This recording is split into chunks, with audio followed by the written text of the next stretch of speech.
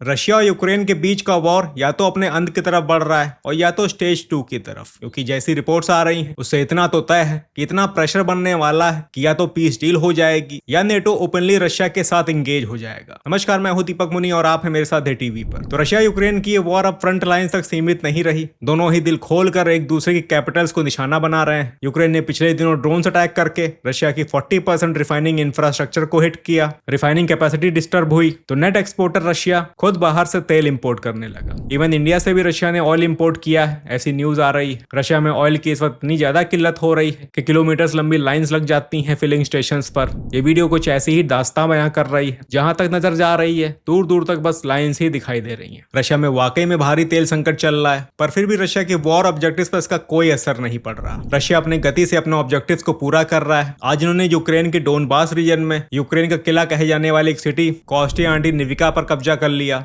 इसके बाद 2 ही strong hold और बचे हुए हैं। इसके बाद पूरा का पूरा डोनबास रीजन रशिया के कंट्रोल में आ जाएगा। तो ग्राउंड पर रशिया अपनी स्पीड से आगे बढ़ रहा है और अपने ऑब्जेक्टिव्स को पूरा कर रहा है। और ये जो ड्रोन अटैक्स यूक्रेन ने किए, इसके बदले में रशिया ने यूक्रेन की राजधानी कीव पर 70 के करीब मिसाइल्स और 500 से भी ज्यादा ड्रोन्स लॉन्च कर दिए। इससे कीव में भारी नुकसान हुआ, बिल्डिंग्स भी क्षतिग्रस्त हुई और 30 के करीब लोग मारे गए। जेलेंस्की ने इस मौके पर यूरोप से फिर गुहार लगाई कि हमें और एयर डिफेंस दो, पेट्रियट मिसाइल्स की और बैटरीज दो, सप्लाई कम है तो हमें ही लाइसेंस दे दो, हम यही बना लेंगे। पर बिना एयर डिफेंस के रशियन मिसाइल्स को रोकना आसान नहीं है। जेलेंस्की का कंसर्न जायज है। रशिया की ओरेस्निक, जिरकॉन और खिंजल मिसाइल्स को रोकने के लिए यूक्रेन को पेट्रियट की बैटरीज ही लगेंगी। पर जेलेंस्की की बात अब कोई सुनने वाला नहीं, क्योंकि इस वक्त यूरोपियन कंट्रीज को एक अलग ही टेंशन खाई जा रही है और वो है यूएस की इंटेल कि रशिया पोलैंड पर भी स्ट्राइक करने जा रहा है। वैसे इंटेल ये है कि रशिया पोलैंड पर एक लिमिटेड अटैक करके नेटो की यूनिटी चेक करने वाला है। देखना चाहता है कि नेटो इसका कैसे रिस्पॉन्स करेगा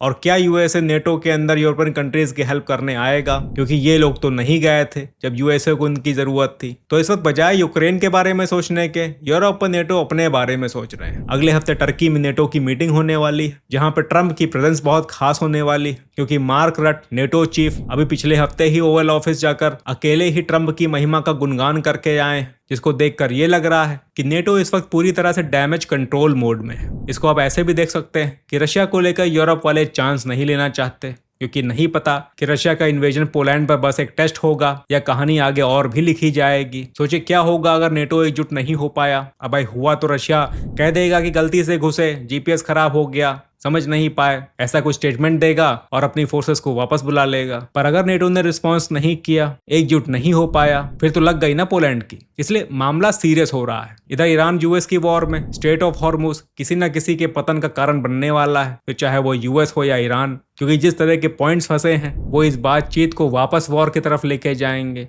तो भी बहुत कुछ होने वाला है। और अगर आपने एक बात नोटिस की होगी तो जो हालात बन रहे हैं वो कुछ ऐसे बन रहे हैं कि जैसे यूएस और यूरोपियन देशों में कोई अंडरस्टैंडिंग होने वाली हो कि भाई तुम मेरी बचाओ, मैं तुम्हारी बचाऊंगा।